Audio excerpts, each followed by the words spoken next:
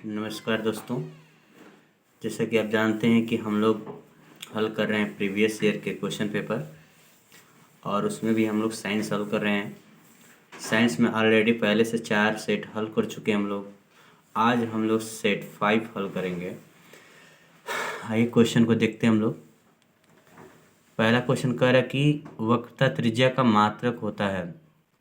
वक्रता त्रिज्या एक दूरी है, इसका मात्रक मीटर भी होता है, सेंटीमीटर भी होता है और मिलीमीटर भी होता है। या इसलिए हम इनमें से सभी वाला आंसर क्लिक कर लेंगे। ठीक है, जैसा कि आप फिगर में देख पा रहे होंगे, इनमें से सभी जो होगा ये सही होगा। ठीक है, ये वाला।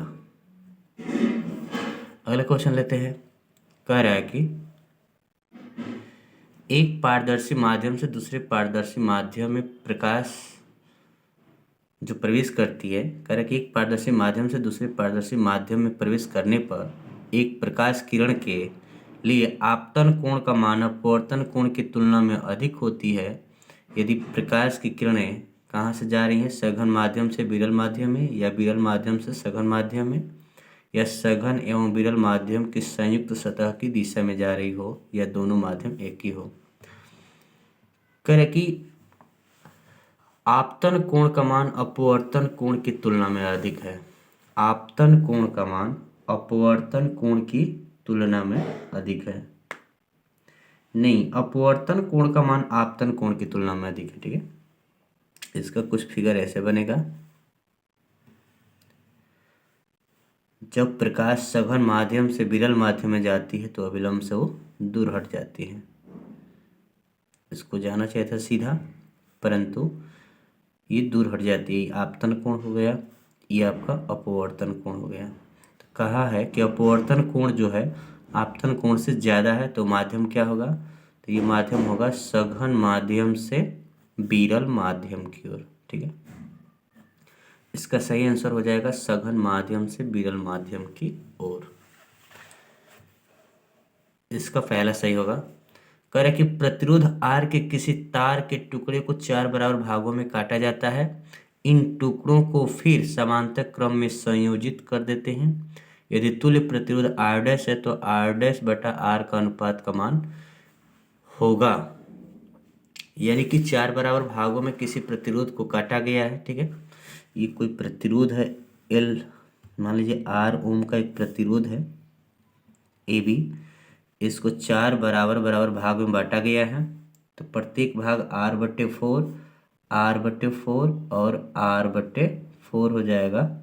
ठीक है, करें इसे समांतर क्रम में जोड़ा गया है। जब समांतर क्रम में जोड़ते हैं तो फार्मूला होता है 1/R1, 1/R2, 1/R3 और 1/R4। अब इसे हम हल करेंगे। हर जगह पर हम क्या कर देंगे, R/4 मान पुट कर देंगे। R/4 फिर ये हो जाएगा 1/R/4, फिर 1/R/4, फिर 1/R/4।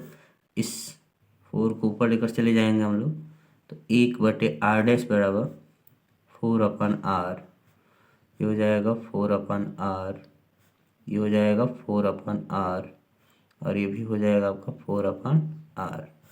ठीक है, सबका हर समान है, R R है, इसलिए हम R को एलसीएम ले सकते हैं।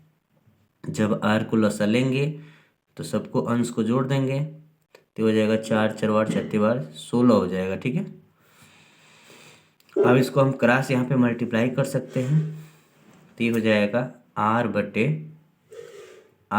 बराबर 16/1। हमसे पूछा है R'/R का मान, R'/R का मान, तो पलट देंगे दोनों तरफ। दोनों तरफ यदि पलटते हैं, इसको ऊपर करते हैं, इसको नीचे करते हैं। ठीक है, तो इसे भी नीचे करना होगा और इसको ऊपर करना होगा। ठीक है, तो ये हो जाएगा R'/R की वैल्यू जो होगी 1/16 यानी कि 1/16, अर्थात इसमें सही आंसर हो जाएगा 1/16।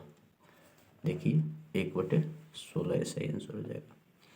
कह रहे कि विद्युत धारा का मापन किया जाता है। वोल्ट मीटर विभव का मापन है, गैलेनोमीटर से भी विभव मापते हैं हम लोग। एमीटर, यानी कि इसका सही आंसर हो जाएगा आपका एमीटर। अगला कह रहा है कि प्रकाश परावर्तन के क्या नियम हैं, इन्हें रेखा चित्र भी बनाकर समझाइए। प्रकाश परावर्तन के क्या नियम हैं, परावर्तन के नियम पूछ रहा है, ठीक है। दूसरे का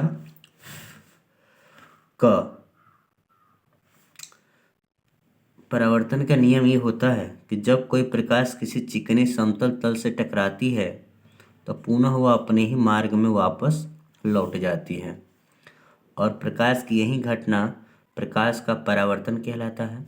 और परावर्तन के कुछ नियम होते हैं, इसको हम आपतन बिंदु कहते हैं। जिस बिंदु पर प्रकाश आके टकराती है उस बिंदु को हम कहते हैं आपतन बिंदु। आपतन बिंदु, ये आने वाली किरण है आपतित किरण, ये आपका आपतित किरण है। ये परावर्तित किरण है,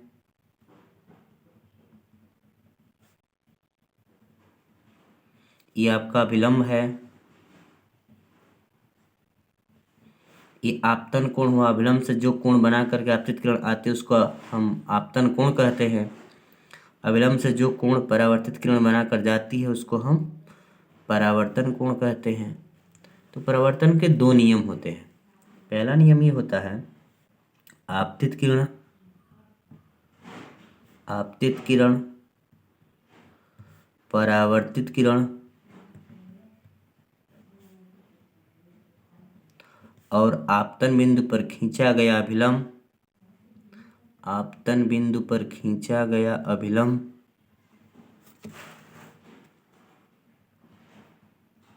खींचा गया अभिलंब एक ही तल में होते हैं, एक ही तल में होते हैं। दूसरा नियम ये होता है आपतन कोण और परावर्तन कोण आपस में बराबर होते हैं। यह आपका परावर्तन का नियम और परावर्तन के दो नियम यही हैं, ठीक है। और ये चित्र हो गया आपका। अगला क्वेश्चन कह रहा है कि एक मोटर बाइक देखिए, एक मोटर बाइक के हैंडल पर 2 मीटर वक्रता त्रिज्या वाला उत्तल दर्पण लगा है। इसके पीछे कोई दूसरी मोटर बाइक सवार जब उससे 4 मीटर की दूरी पर हो तो उस समय पहले वाले बाइक सवार के दर्पण में दूसरे का प्रतिबिंब कितनी दूरी पर दिखेगा। कह रहे कि एक मोटर बाइक है और उसके पीछे एक गाड़ी आ रही है 4 मीटर की दूरी पर, और उस 4 मीटर दूरी पर जो आ रही है बाइक, उसका इमेज जो बनेगा वो दर्पण से कितनी दूरी पर बनेगा, ये पूछ रहा है क्वेश्चन में। हम क्या करेंगे, इसको वक्रता त्रिज्या r बराबर दिया है 2 मीटर, हम फोकस दूरी निकाल लेंगे F इक्वल टू r/2 से, यानी कि 2/2 यानी कि 1 आ जाएगा, ठीक है। उसके बाद हम क्या करेंगे कि u का मान दिया है कितना दूरी पर रख रहा है, कितनी दूरी पर वस्तु आ रही है, एक दूसरी बाइक 4 मीटर की दूरी पर, इसलिए u का मान नेगेटिव के साथ लेते हैं उत्तल दर्पण में, ठीक है। बाकी प्लस रहता है, f का मान भी प्लस रहता है और v का मान भी प्लस आता है, ठीक है। तो इस क्वेश्चन को हम दर्पण का सूत्र लगाएंगे 1/f equal to 1/v plus 1/u। तो 1/f इक्वल टू 1/f का मान यहाँ पे रख लेंगे, पुट कर लेंगे। f का मान आया है 1 मीटर बराबर 1/v। u का मान चूंकि निगेटिव है तो माइनस और प्लस का गुणा यहाँ पे माइनस हो जाएगा 1/4। इस 1/4 को इधर लाएंगे तो 1 प्लस 1/4 हो जाएगा ये, इक्वल टू 1/v। अब इसे हम क्या करेंगे कि एलसीएम ले लेंगे इसका, ठीक है। 4 एकम में 4 और 1 बराबर हो जाएगा 1/v, यानी कि 5/4 बराबर आ जाएगा 1/v। दोनों तरफ पलट सकते हैं आप लोग या क्रॉस मल्टीप्लाई कर सकते हैं, तो ये हो जाएगा आपका 4/5 बराबर v, और 4 में जब 5 से भाग देंगे तो 0.8 मीटर आ जाएगा इसका v का मान। 0.8 मीटर की दूरी पर इमेज दिखेगा। ठीक है, आइए अगला क्वेश्चन लेते हैं। अगला क्वेश्चन देखिएगा, करके उत्तल लेंस आवर्धक लेंस के रूप में कैसे प्रयुक्त किया जाता है, किरण आरेख की सहायता से समझाइए। आवर्धक लेंस तब बनता है जब लेंस के बहुत समीप कोई वस्तु रखी जाए तो उसका इमेज जो बनेगा वो आवर्धक बनेगा।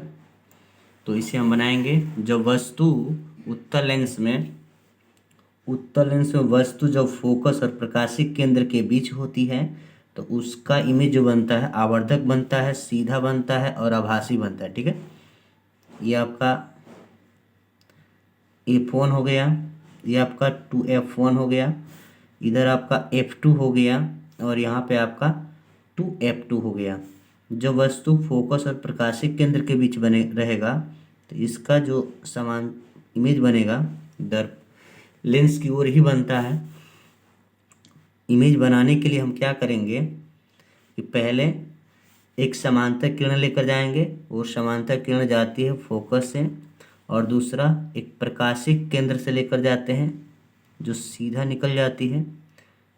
इसको बैक करेंगे, पीछे करेंगे किरणों को, तो यहाँ पे इमेज बनेगा, सीधा बनेगा और आभासी बनेगा।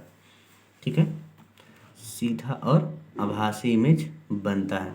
जैसा कि आप लोग फिगर में देख पा रहे होंगे, इधर इमेज नहीं बन सकता क्योंकि इधर प्रकाश किरणें फैलती हुई चली जाएंगी, और इसको बैक करने पर यहाँ पे इमेज बनता है, सीधा बनता है, आभासी बनता है, आवर्धित बनता है।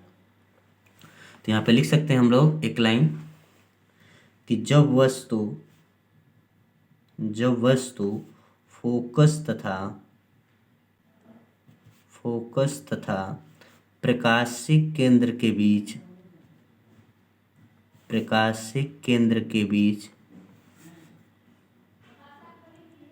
बीच स्थित हो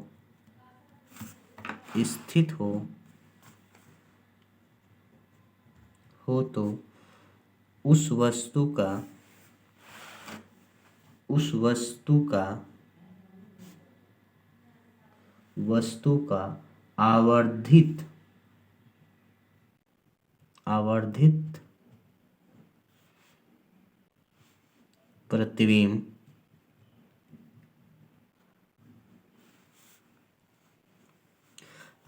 प्रतिबिंब सीधा,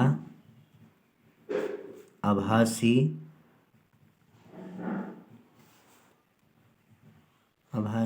लेंस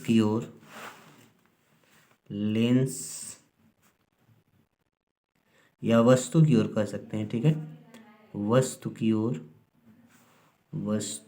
ओर बनता है। ठीक है, इस तरह इसका आंसर हो जाएगा। अगला क्वेश्चन कह रहा है क्या, करे कि 3 प्रतिरोधक जिनका प्रतिरोधकता 2 ओम, 4 ओम और 6 ओम है, इसका किस क्रम में संयोजन किया जाए कि इनका परिणामी प्रतिरोधक का मान 4.5 ओम हो, 1 ओम हो। एक बात समझ लीजिएगा कि यदि आप किसी भी प्रतिरोध को जोड़ रहे हैं तो यदि श्रेणी क्रम में जोड़ेंगे तो जो सबसे बड़ा वाला प्रतिरोध होगा उससे अधिक मान आएगा, और यदि आप किसी प्रतिरोधों को समांतर क्रम में जोड़ रहे हैं तो जो सबसे कम होगा उससे भी कम आता है समांतर क्रम में जोड़ने पर। ठीक है, तो यहाँ पे कह रहा है कि 4.5 ओम आना चाहिए। तो हम क्या करेंगे, 4.5 ओम लाने के लिए इन दोनों प्रतिरोधों को हम 2 ओम और 6 ओम के प्रतिरोध को समांतर क्रम में जोड़ देंगे। समांतर क्रम में जोड़ेंगे तो 2 वाले से कम आएगा।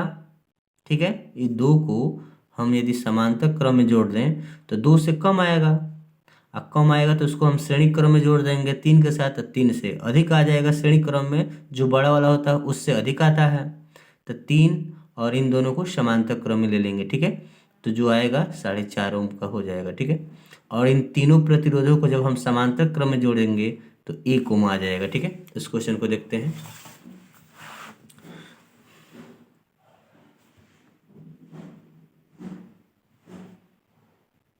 ये आपका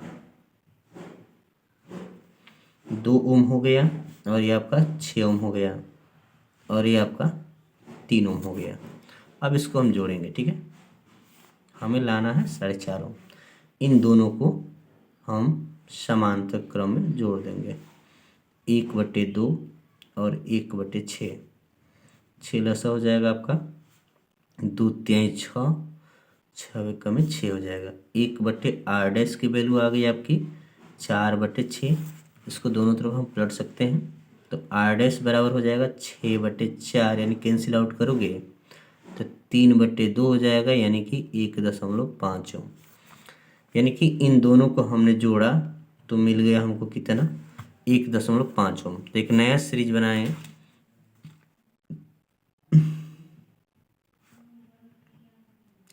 तो ये हो जाएगा ए और ये हो जाएगा आपका बी। ये दोनों को जोड़ने पर हमको मिल गया कितना, 1.5 ओम, और ये आपका है 3 ओम। अब इन दोनों को हम श्रेणी क्रम में जोड़ देंगे, तो R बराबर होता है R1 + R2 होता है सूत्र। तो यहाँ पे R' लिख सकते हैं हम लोग। R' की वैल्यू आया है 1.5, और इसका मान R2 का मान हो जाएगा आपका 3, तो हो जाएगा 4.5 ओम, ठीक है। इस तरह से हम 4.5 ओम प्राप्त कर लेंगे। अब कह रहा है 1 ओम लाने के लिए, इसका दूसरा प्रश्न कह रहा है 1 ओम लाने के लिए सबको हमने क्या किया, समांतर क्रम में जोड़ लेंगे। 2 ओम, ठीक है, और 3 ओम, और आपका ये जो दिया गया है इन सबको हम किस क्रम में जोड़ देंगे, समांतर क्रम में जोड़ देंगे। ये 2 ओम का है, ये 3 ओम का है, और ये 6 ओम का है, ठीक है। इन सबको जोड़िए, 1/r बराबर हो जाएगा 1/r1, 1/r2 और 1/r3, यानी कि 1/2, 1/3 और 1/6 लसा लेंगे हम लोग, तो हो जाएगा हमारा एलसीएम इसका 6, 2 तिहाई 6, 3 दूनी 6, 6 एकम में 6, यानी कि इसको जोड़ेंगे तो 6/6, 1/r बराबर आ गया 6/6, यानी कैंसिल आउट करेंगे, आपको r की वैल्यू आ जाएगी 1 ओम। क्रॉस मल्टीप्लाई कर देंगे, यहाँ पे 1 हो जाएगा, ठीक है, यहाँ पे 1 हो जाएगा, क्रॉस मल्टीप्लाई कर देंगे तो r का मान 1 ओम आ जाएगा, ठीक है। आगे का क्वेश्चन लेते हैं। कह रहा है अगले क्वेश्चन में, एक विद्युत चालक का प्रतिरोध किन कारकों पर निर्भर करता है। जो प्रतिरोध होता है वो किन कारकों पर निर्भर करता है, क का अथवा। यदि क्वेश्चन कर लिए तो इसको करने की जरूरत नहीं है, फिर भी यदि इसको न करके आप इसको भी कर सकते हैं। कह रहा है कि एक विद्युत चालक का प्रतिरोध किन कारकों पर निर्भर करता है। तो बहुत ही आसान क्वेश्चन है। प्रतिरोध का एक फार्मूला होता है R = ρ×L/A, यानी कि जो प्रतिरोध होता है किसी तार का, वो प्रतिरोधकता पर निर्भर करता है, किस धातु की बनी है, L इसकी लंबाई पर निर्भर करता है, एरिया पर निर्भर करता है, यानी कि प्रतिरोध जो होता है इन 3 कारकों पर निर्भर करता है। लंबाई बढ़ने पर प्रतिरोध R का मान बढ़ता है, क्षेत्रफल को बढ़ाएंगे तो प्रतिरोध का मान कम होगा। रो प्रतिरोधकता, यदि जिसका अधिक होगा जितना, उतना ही प्रतिरोध R का मान भी बढ़ेगा, ठीक है। यानी कि 3 कारकों पर ये निर्भर करता है। इसको लिख सकते हैं आप लोग। पहला,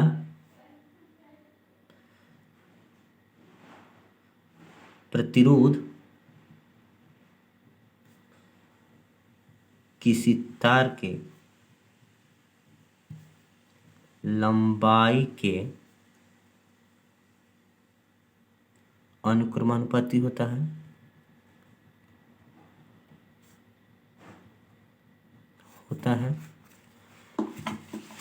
लंबाई के अनुक्रमानुपाती होता है।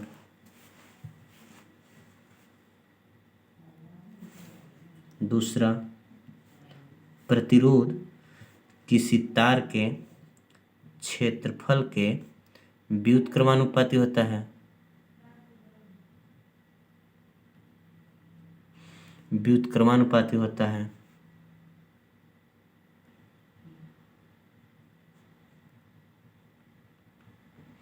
व्युत्क्रमानुपाती होता है।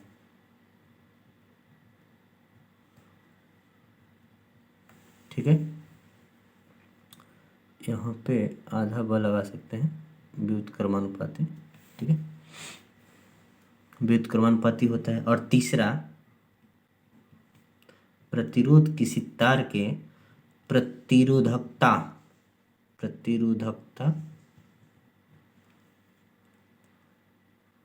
पर निर्भर करता है,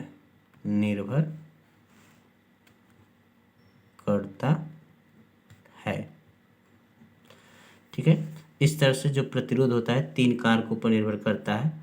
प्रतिरोध के तार की लंबाई पर, किसी तार की लंबाई पर, उसके क्षेत्रफल पर और उसकी प्रतिरोधकता पर, यानी कि 3 कारकों पर निर्भर करता है किसी चालक का प्रतिरोध। ठीक है, अगला क्वेश्चन लिया जाए। अगला क्वेश्चन कह रहा है कि में दूरदृष्टि दोष से पीड़ित एक व्यक्ति कम से कम 50 सेंटीमीटर की दूरी तक ही पढ़ सकता है। उसे सही दृष्टि के लिए, यानी कि अर्थात 25 सेंटीमीटर की दूरी पर पुस्तक रखकर पढ़ने के लिए किस प्रकृति एवं किस फोकस दूरी के लेंस का प्रयोग करना होगा, चित्र बना करके भी इसको समझाइए। ठीक है, आइए इस क्वेश्चन को करते हैं। भी कमान 50 सेंटीमीटर दिया है। जब भी दृष्टि दोष से क्वेश्चन आ जाए तो यू और भी दोनों कमान हम चिन्ह के साथ रखेंगे। ठीक है, यू कमान और भी कमान, दोनों कमान हम लोग चिन्ह के साथ रख लेंगे। यानी कि भी कमान दिया है आपका 50 सेंटीमीटर और माइनस के साथ यू कमान 25 सेंटीमीटर। तो फोकस दूरी आसानी से निकल जाएगा। सूत्र होता है लेंस का 1/f = 1/v minus 1/u। 1/f हो जाएगा भी कमान -50 माइनस माइनस प्लस हो जाएगा 1/25। तो 1/f = 50 एलसीएम ले लेंगे तो आपका -1 और ये हो जाएगा 25 दूनी 50, यानी कि 1/f = 1/50 हो जाएगा। क्रॉस मल्टीप्लाई हम लोग कर सकते हैं, तो यहाँ से हम निकाल सकते हैं f = 50 सेंटीमीटर। ठीक है, सेंटीमीटर में ही दिया था तो इसका आ जाएगा 50 सेंटीमीटर फोकस दूरी का लेंस प्रयोग करना होगा। ठीक है, और कह रहे हैं इसका चित्र भी बनाने के लिए, तो हम इसका चित्र बना सकते हैं, एक नेत्र बना सकते हैं। ठीक है, एक नेत्र हम लोग बना सकते हैं।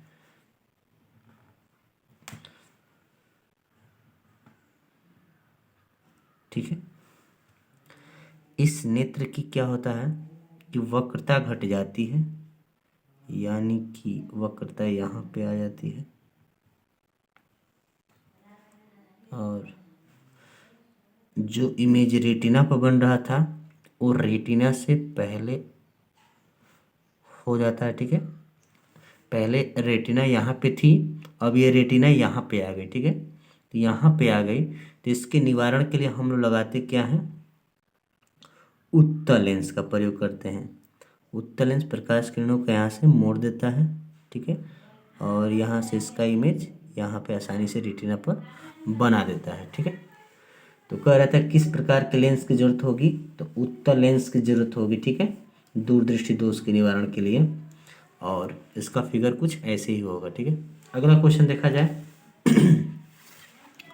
अगला क्वेश्चन में ये कह रहा है कि अथवा वाले क्वेश्चन में, ये ख का अथवा है, एक प्रिज्म में प्रकाश का अपवर्तन किस प्रकार का होता है, चित्र बनाकर आपतन कोण, अपवर्तन कोण और निर्गत कोण तथा विचलन कोण दर्शाइए। ठीक है, एक प्रिज्म में जो प्रकाश का अपवर्तन है वो किस प्रकार होता है वही बताना है इसमें। तो हम क्या करेंगे, एक प्रिज्म बनाएंगे, ठीक है, और उस प्रिज्म में हम दिखाएंगे कि अपवर्तन किस प्रकार होता है। ये प्रकाश की किरण इस प्रिज्म पर पड़ेगी तो ये वायु है, मान लीजिए कि विरल माध्यम है, ये जो प्रिज्म बनता है ये कांच का होता है। ये आपका सघन माध्यम है, ठीक है। फिर ये जो बाहर है ये आपका ये विरल माध्यम है। तो जब प्रकाश विरल से सघन में जाती है तो निश्चित रूप से अभिलंब की ओर झुक जाती है, ठीक है। ये अभिलंब की ओर ऐसे झुक जाएगी। फिर यहाँ पर भी अभिलंब में खींच लेंगे हम लोग, तो अभिलंब यहाँ पे खींचेंगे तो ये हो जाएगा इसका अभिलंब, ठीक है। फिर जब सघन से विरल में जाती है तो अभिलंब से दूर हट जाती है, यानी कि ये इधर हो जाएगी, ठीक है। अब ये प्रकाश की किरण इधर जा रही थी सीधा, परंतु यहाँ एक बार अपवर्तन हुआ, एक बार यहाँ पे हुआ, ठीक है। इसको जाना चाहिए यहाँ पे सीधा इस तरह, ठीक है, लेकिन इधर न जा करके अभिलंब से दूर हट जाएगी। तो ये आपका आपतित किरण है, ये आपका आपतित किरण है। ये आपका अपवर्तित किरण है, ये आपका निर्गत किरण है, ये आपका निर्गत किरण है, ठीक है। ये जो अभिलंब से कोण बना रहा है इसको हम आपतन कोण कहेंगे, इसे हम आपतन कोण कहते हैं, आपतन कोण। यहाँ पे जो कोण बन रहा है इसको हम R से दिखाएंगे या R1 से दिखा सकते हैं ना, इसको हम कहेंगे अपवर्तन कोण, अपवर्तन कोण। और यहाँ पे जो प्रकाश अभिलंब से जा रही है इसको हम कहते हैं निर्गत कोण, इसको हम कहेंगे निर्गत कोण, ठीक है। और इसको बैक करेंगे, यहाँ पे जो कोण बन रहा है, ठीक है, इसका हम नाम दे देंगे D, इसका नाम दे सकते हैं A, इसका नाम दे सकते हैं B, और इस पॉइंट का नाम दे सकते हैं C, और इस पॉइंट का नाम दे सकते हैं हम लोग D। ऐसे नामांकन कर सकते हैं, इसका नाम दे सकते हैं N, इसका नाम दे सकते हैं N डैश। अपनी मर्जी से आप जो चाहें यहाँ पे नाम भर सकते हैं, ठीक है। ये जो D है ये आपका विचलन कोण है, ये आपका विचलन कोण है। फिगर में ही कहा था कि क्वेश्चन में कि प्रिज्म में प्रकाश का अपवर्तन कैसे होता है, आपतन कोण, अपवर्तन कोण, निर्गत कोण और विचलन कोण को उस क्षेत्र में दिखाइए, ठीक है। आप इस तरह से इस फिगर में आप सबको दिखा सकते हैं, ठीक है। यहाँ पे जो बनता है इसको हम प्रिज्म कोण कहते हैं, ठीक है। ये वाला जो होगा ये प्रिज्म कोण होता है। जैसा कि आप फिगर में देख पा रहे होंगे ये आपतित किरण है, ये अभिलंब से जो कोण बनाएगी इसको आपतन कोण कहेंगे। ये अपवर्तित कोण है, इसलिए ये अभिलंब से जितना कोण बना करके जा रही है इसको हम अपवर्तन कोण कहेंगे। ये निर्गत किरण है, तो निर्गत किरण जो अभिलंब से कोण बनाएगी उसको हम निर्गत कोण कहेंगे। रही बात विचलन की, तो प्रकाश पहले जा रही थी इस तरह, गई इस तरह, ठीक ना। तो इस तरह गई तो कितने डिग्री का इसमें विचलन हुआ, कितनी विचलित हुई, तो ये जा रही थी इस तरह और गई इस तरह, दोनों को बैक करने पर यहाँ पर जो कोण बन रहा है यही क्या कहलाएगा, विचलन कोण कहलाएगा, ठीक है। आगे का क्वेश्चन देखते हैं हम लोग। जैसा कि फिगर में आप लोग देख पा रहे होंगे, कह रहे कि R1 बराबर 10 ओम, R2 R3 20 ओम के हैं, R4 R5 और R6 ये तीनों 30 ओम के हैं। तो कह रहा है कि परिपथ को 12 वोल्ट की बैटरी से संयोजित किया गया है। गणना करके बताइए कि परिपथ का कुल प्रतिरोध कितना है और बैटरी से कितनी विद्युत धारा प्रवाहित हो रही है, ठीक है। देखिए यहाँ पे मीटर लगा है, यहाँ पे एक बैटरी है, ये R1 है, ये R2 R3 दोनों समांतर क्रम में है, R4 R5 और R6 ये भी समांतर क्रम है। इनको हम हल करेंगे, ठीक है। इस क्वेश्चन को देखेंगे संयुक्त जो प्रतिरोध है कितना आ रहा है और इसमें धारा कितनी प्रवाहित होगी ये देख लेते हैं, ठीक है। देखिए इस क्वेश्चन को, यहाँ पे R2 और R3 समांतर क्रम में है, ये भी समांतर क्रम है। पहले इन तीनों को और इन दोनों को समांतर क्रम में जोड़ लेते हैं, ठीक है। तो हम लिखेंगे 1/R डैश बराबर 1/R2 प्लस 1/R3, ठीक है। तो R2 का मान भी 20 है, R3 का मान भी 20 है, दोनों का एलसीएम तो 20 ही होगा, 1 1 2 हो जाएगा, तो इसको कैंसिल आउट करोगे तो 1/10 आ जाएगा, ठीक है। एक बटे जो आर डैश की वैल्यू है 1/10 आ रहा है, तो क्रॉस मल्टीप्लाई कर देंगे तो आर डैश का मान भी 10 ओम आ जाएगा। ठीक है, अब क्या करेंगे,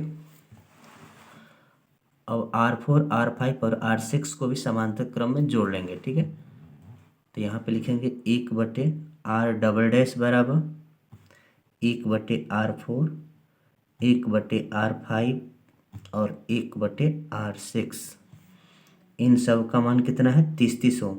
1/30 1/30 1/30, ये हो जाएगा 30 एलसीएम, 1 2 3 हो जाएगा, कैंसिल करोगे तो 1/10 आ जाएगा। 1/R डबल डैश की वैल्यू क्रॉस मल्टीप्लाई कर देंगे, R डबल डैश की वैल्यू हो जाएगी 10 ओम। देखो इन तीनों को जोड़ने पर 10 आया, इन दोनों को जोड़ने पर 10 आया, R1 का मान खुद 10 दिया था। ठीक ना, तो इसका नया एक श्रृंखला हम बनाए यहाँ पे, ऐसे बनेगा, देखिए ऐसे,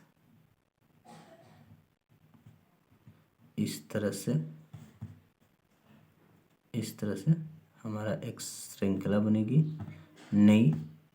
ठीक है, ये हो जाएगा आपका R1, ये आपका हो गया R डैश और ये हो गया आपका R डबल डैश। ठीक है, अब ये तीनों श्रेणी क्रम में हो गए, तो श्रेणी क्रम का फार्मूला होता है R बराबर R1 R2 और R3 होता है। तो यहाँ पे R2 की जगह R डैश है, R3 की जगह R डबल डैश है। यहाँ पे हम मान को रख देंगे, तुल्य प्रतिरोध हमें निकल जाएगा 10 10 और ये भी 10, यानी कि तुल्य प्रतिरोध हमारा आ गया आपका 30 ओम। ठीक है, इस तरह से तुल्य प्रतिरोध 10 ओम हो गया। ओम का नियम लगा देंगे, V बराबर IR, V बराबर होता है I इंटू R, तो I बराबर होता है V/R। ठीक है, V का मान 12 है और इसका मान 30 है। ठीक है, कैंसिल आउट करेंगे 6 से, 6 दूनी 12 6 5 30, डिवाइड करेंगे इसका तो 0.4 हो जाएगा एम्पियर, 0.4 एम्पियर आएगा इसका मान। इस तरह से इस क्वेश्चन को हमने हल कर लिया। तुल्य प्रतिरोध 30 ओम और जो धारा बह रही है उसमें 0.4 एम्पियर की। और अगला क्वेश्चन हम लोग हल करेंगे, देखेंगे क्या है अगला क्वेश्चन। अगला क्वेश्चन में कह रहा है अथवा में कह रहा है कि विद्युत मोटर का कार्यकारी सिद्धांत क्या है, नामांकित चित्र की सहायता से इसका कार्यविधि समझाइए। देखिए बच्चों, इस क्वेश्चन को हमने पिछले सेट में हल कर चुका है और विद्युत मोटर और विद्युत जनित्र दोनों को एक बार अच्छे से देख लीजिए। अलग अलग सेट में मैंने कराया है, तीसरे सेट में और एक चौथे सेट में। ठीक है, इन दोनों को ध्यान से और एक बार अच्छे से देख लीजिए, क्योंकि क्वेश्चन बार बार रिपीट कर रहे हैं। और इसको हम स्टार लगा लीजिए और इसको बढ़िया से देखिए। ठीक है, इसको स्टार आप लोग बना सकते हैं और बना करके इसको अच्छे से देखिए। ठीक है, और आज के लिए मैं इतना ही रहने देता हूँ। अगला क्वेश्चन अगले सेट के हम अगले वीडियो के साथ उपस्थित होंगे। तब तक के लिए आप लोग से हम इजाज़त लेंगे। नमस्कार।